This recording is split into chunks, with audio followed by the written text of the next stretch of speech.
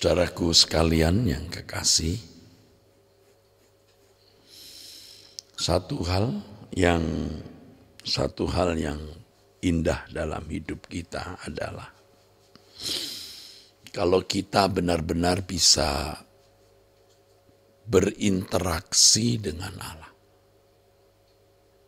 secara nyata, secara real, dan ada satu kontak yang terus-menerus terjadi atau berlangsung. Sebab tanpa kita sadari, kita hanya berinteraksi dengan bayang-bayang Tuhan di dalam pikiran kita. Kita berinteraksi dengan fantasi Allah di dalam nalar kita. Dan hal ini terjadi khususnya bagi mereka yang banyak berpikir, banyak berteologi, tetapi tidak sungguh-sungguh memiliki langkah-langkah konkret untuk menemui Tuhan. Saudara, ini perlu saudara tahu.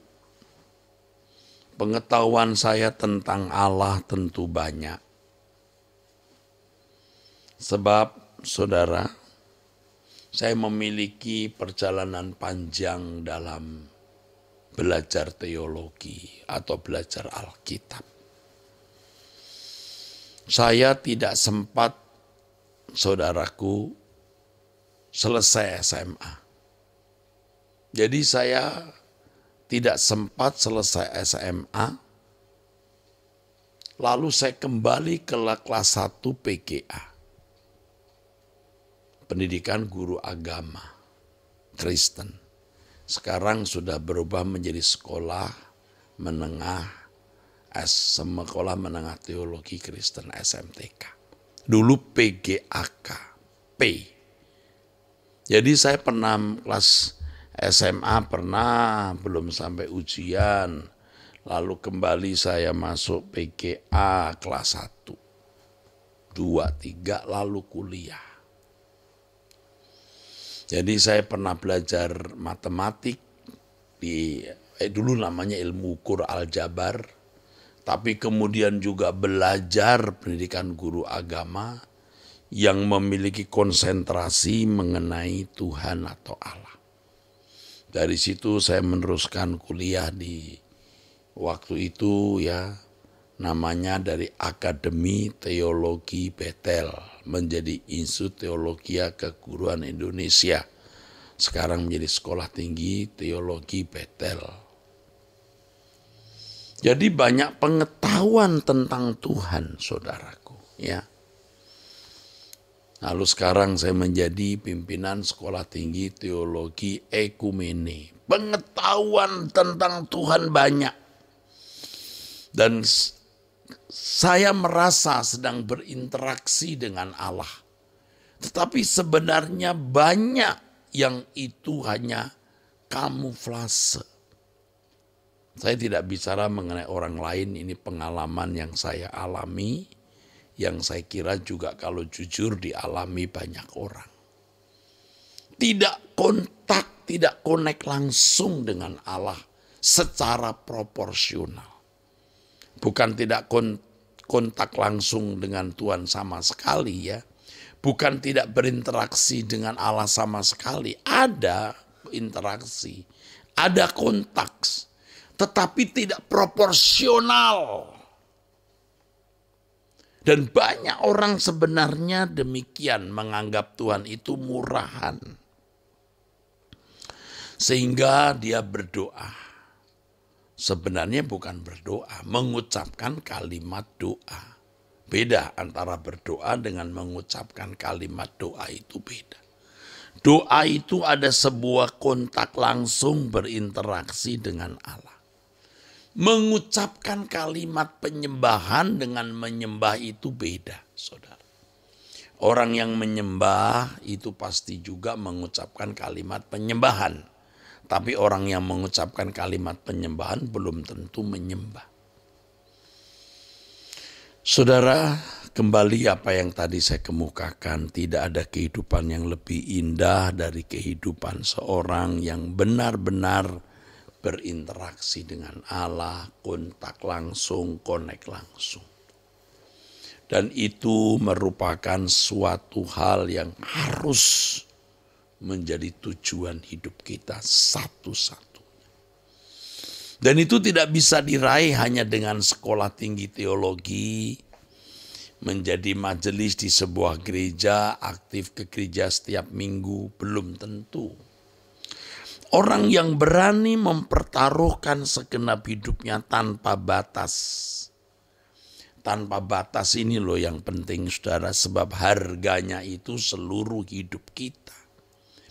Dulu kita tidak berani mempersembahkan seluruh hidup karena kita merasa menjadi orang yang tidak wajar.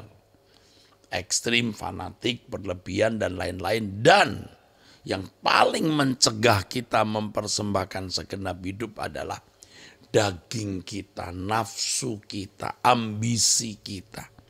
Karena kita masih mau memiliki diri kita sendiri, kita masih mau memiliki kesenangan-kesenangan versi kita. Dan versi kita itu versi yang kita serap dari dunia sekitar.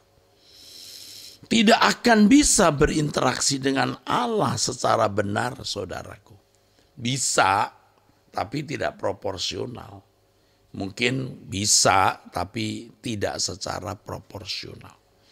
Tapi kalau seorang sudah rela kehilangan hidup, ketika orang berkata, tidak ada kesenangan dan kebahagiaan hidupku, tidak ada kesenangan dan kebahagiaan hidup kecuali Tuhan.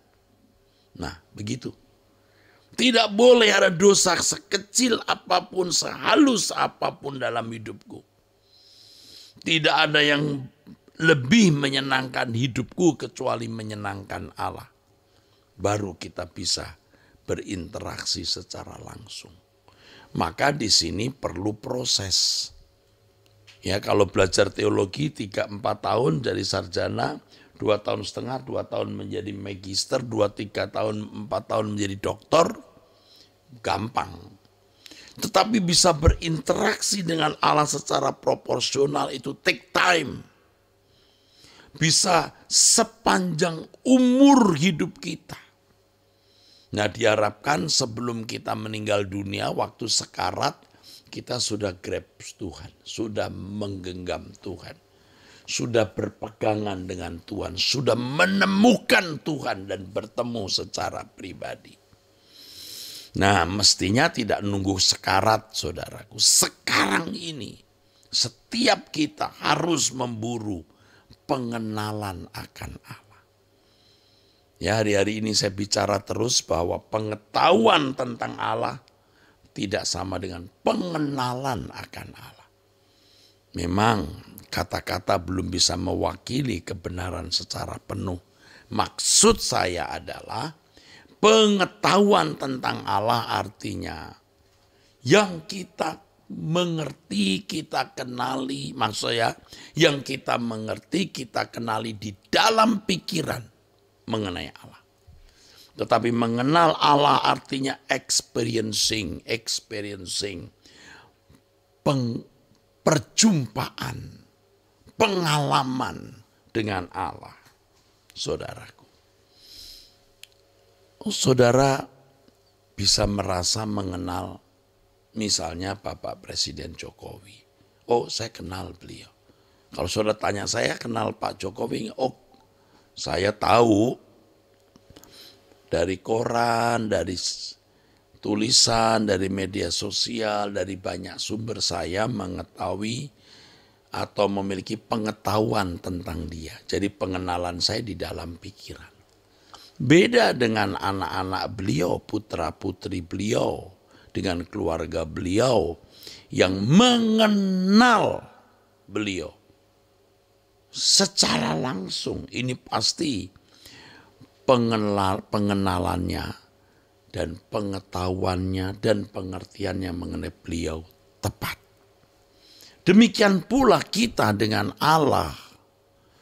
Kita tidak boleh hanya cukup belajar mengenal dia di dalam pikiran atau mengerti secara kognitif. Tetapi kita harus mengalami. Oleh sebab itu, saudaraku sekalian, doa bersama seperti saat ini, juga mendengarkan khotbah yang benar, kebenaran yang murni itu mutlak. Kita mau mengisi hari hidup kita untuk terus mencari dan memburu Tuhan, sehingga kita bisa benar-benar mengalami Tuhan. Beberapa waktu ini dalam beberapa kebaktian terjadi pelepasan. Ya saudaraku, kuasa kegelapan ya saudara. Orang-orang muda yang tadinya berasal dari agama suku, yang orang tuanya adalah pernah memiliki ikatan dengan okultisme, wah itu kuasa gelap bisa menguasai anak-anak mereka. Dan ketika hadirat Allah turun, kita berdoa untuk mereka yang terikat kuasa kegelapan, terjadi manifestasi. Tentu hal ini sudah saya alami sejak saya muda, saudaraku. Bagaimana kuasa gelap bermanifestasi nyata dari seorang yang, misalnya seorang wanita yang tenaganya hanya kuat ngangkat 15 kilo, ini kalau sudah kerasukan kuasa gelap bisa 30 kilo bahkan lebih. Bisa ngangkat laki-laki. Saya sudah menyaksikan hal-hal semacam itu. Ini kuasa gelap nyata. Tapi kuasa Tuhan juga nyata. Nah, kalau kita berjalan dengan Tuhan, hidup kita dalam kekudusan, kesucian, tidak ada takut sama sekali. Karena kita memiliki Allah yang kuat, maha kuasa, maha dahsyat, lebih kuat dari kekuatan manapun. Hal ini memberikan kita kembali kesegaran, pembuktian betapa Allah kita hidup. Kalau Anda percaya ada setan, mengapa tidak lebih percaya ada Tuhan? Dan kalau Anda percaya ada Tuhan, mengapa tidak mencari Dia? Ya, berdoa, menyembah, ya, dan kemudian kita menghormati Tuhan dengan kesucian. Oke, puji Tuhan, ini pesan Tuhan untuk kita semua. Sekarang kita akhiri dan saya ingatkan nanti sore 6:30 suara kebenaran. Mari kita berdoa. Yang mulia Allah Israel, Elohim Yahweh, Bapa di surga, terima kasih untuk perjumpaan ini. Bapa, persiapkan kami untuk diberkati oleh tangan-Mu, oleh kebenaran-kebenaran dan kehadiran-Mu nanti 6:30 malam waktu Indonesia Barat. Dalam nama Tuhan Yesus Kristus. Amin. Saudaraku sekalian, sampai jumpa. Tuhan memberkati saudara sekalian.